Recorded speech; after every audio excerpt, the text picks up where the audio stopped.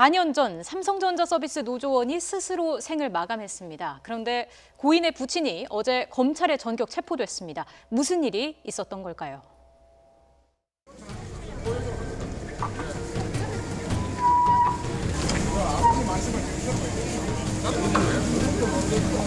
어디서 이 모두 사실 이 양반들이 왜 그거를 왜 내한테 왜안 넣는 내가 데리고 갑니다. 내가 데리고 됐습니까?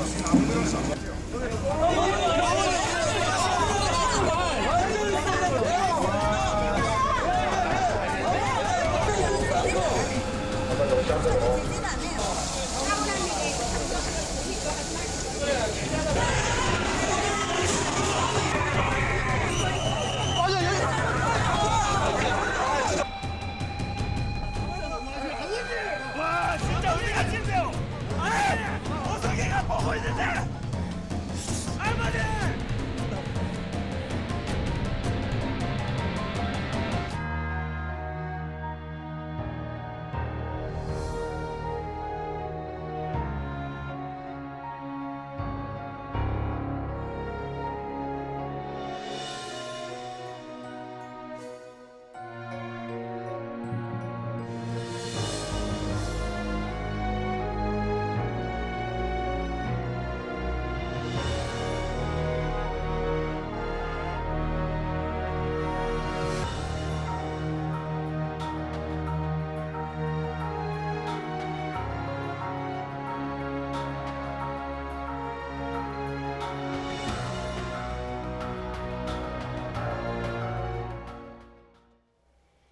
네, 이 영상 구성으로 보셨는데요. 이 4년 전 사건이라 잘 모르시는 분들도 꽤 많을 겁니다.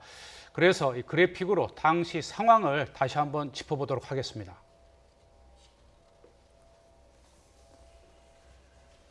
자, 삼성전자 서비스 양산센터 분회장 염호석 씨가 2014년 5월에 숨진 채 발견이 됐습니다. 그와 함께 유서가 발견이 됐는데요. 지회가 승리하는 그날 화장해서 정동진에 뿌려달라, 이런 내용이었습니다. 자, 이후에 검찰이 조사를 했는데 삼성전자 서비스가 장례가 노조장으로 치러지는 것을 막기 위해서 부친에게 6억 원을 건네며 회유했다는 사실이 밝혀졌고요. 또 부친에게 지급한 6억 원을 용역 수수료로 지급한 것처럼 허위 세금 계산서를 발행했다라는 겁니다.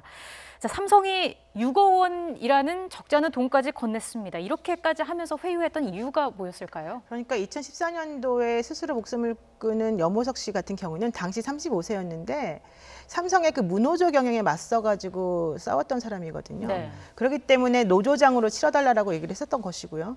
그런데 여기에 대해서 만약에 노조장으로 이걸 치르게 된다면은 당시에 이 지회장이 사망한 것이 결과적으로는 삼성의 그런 노조 와해 작전 때문이다라고 하는 게 공식화되는 겁니다. 그렇기 때문에 삼성에서는 그런 것들을 모두 불씨시키기 위해서 이제 겉으로는 전혀 거래를 하지 않은 것처럼 얘기를 하면서 뒤로는 이 장례와 관련해서 가족장으로 치러달라고 하는 얘기를 부친과 은밀하게 거래를 통해서 이제 이루어낸 거죠. 네. 여기에 대해서 그 모친까지도 사실은 노조장으로 치르겠다. 왜? 아들의 유언이었기 때문에라고 했지만 결과적으로 이제 아버지가 사실은 이겨서 그것 때문에 노조장과 가족장 사이에서 갈등을 겪다가 장례식장에서 또 이제 노조원들하고 이 기업 측하고 좀 마찰이 많았습니다. 이것 때문에 현재 이제 문제가 되고 있는 거죠. 예.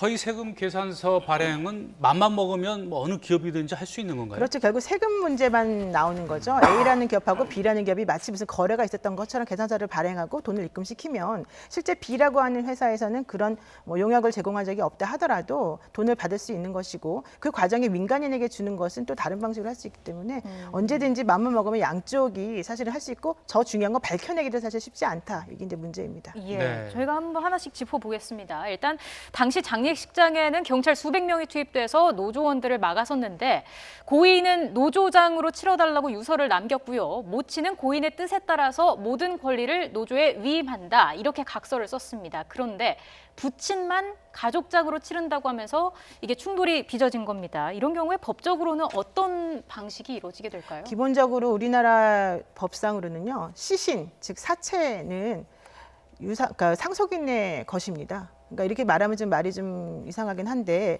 내가 죽고 나면 내 몸이 내 것이 아닌 것이고 내 상속인이 사실은 소유권을 가지게 되는 거거든요. 그렇다면 염호석 씨의 상속인은 부모가 되거든요. 당시에 네. 이제 총각이었기 때문에. 그렇다면은 염호석 씨의 상속과 그 장래와 관련된 모든 권한은 부모에게 사실 있는 거거든요. 그래서 원칙적으로는 부모가 어떤 의사를 가지고서 치르게 되면은 장에 대해서 유언을 남겼다 하더라도 그렇게 치르는 것이 맞죠. 그런데 문제는 어머니의 그런 뜻과 아버지의 뜻이 달랐다는 데 이제 있는 것이고 네. 이것 때문에 노조와 이제 기업 간의 이 갈등이 이제 더 증폭된 것입니다. 네, 참 안타까운 일이죠. 어떤 우리나라 기업사에 있어서 어떤 이제 노조 활동 문제와 관련해 가지고 가족 간에 또 엄마와 아버지와 어머니 간의 의견이 갈리고 또 노조 측에서는 그 시신을 또 이렇게 뭐 뺏고 하는 과정에서 이런 일들이 과거에도 좀 있었나요? 그 예전에는요, 아예 이제 그 명확하게 선과 악이 그어지는 상황들이 있었어요. 예를 들어서 네. 1991년도에 한진중공업 노조위원장이었던 박창수 씨가 병원에서 사망을 했습니다. 그 지금도 좀 그 의문사라고 이야기하는 사람들이 있는데 그 시신이 그때 당시 91년도 강영대 학생 치사 사건의 배경이 됐기 때문에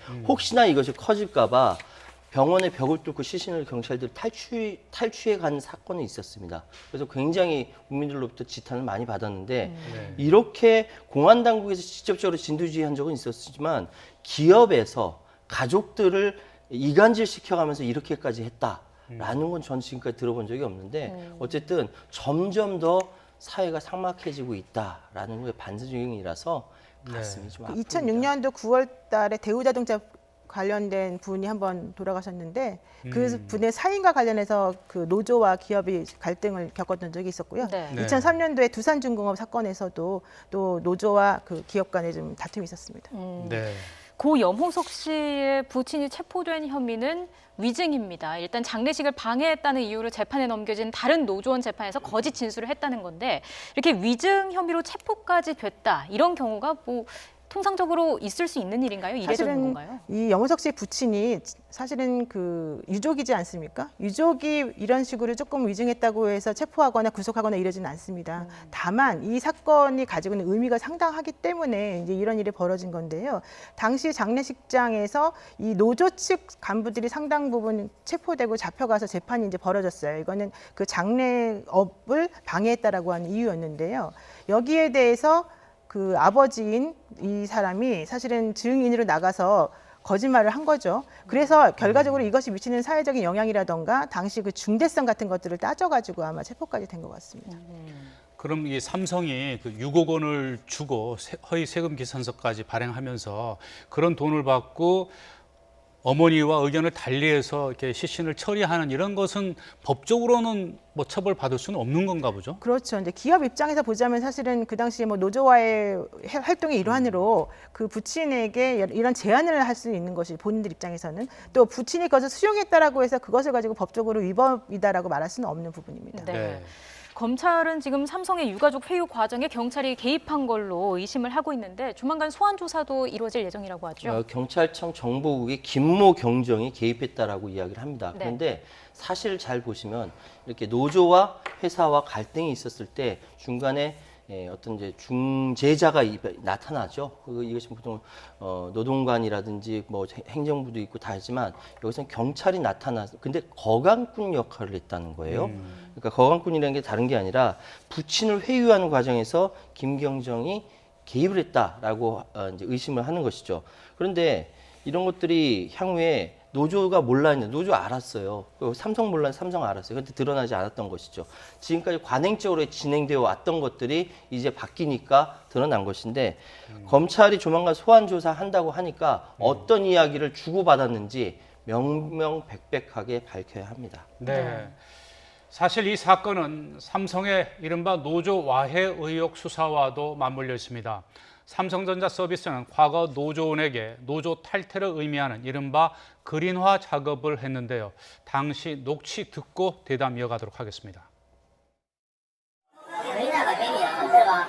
그린화가 되면 말하자면 그린화가 되면 그 너가 원하는 교육비 또 뭐야 또 인센티브 다 가져나와.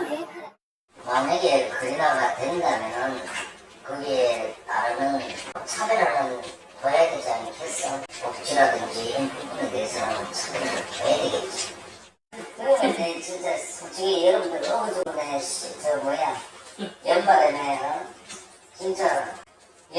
상상도 못한 내 그런 파편을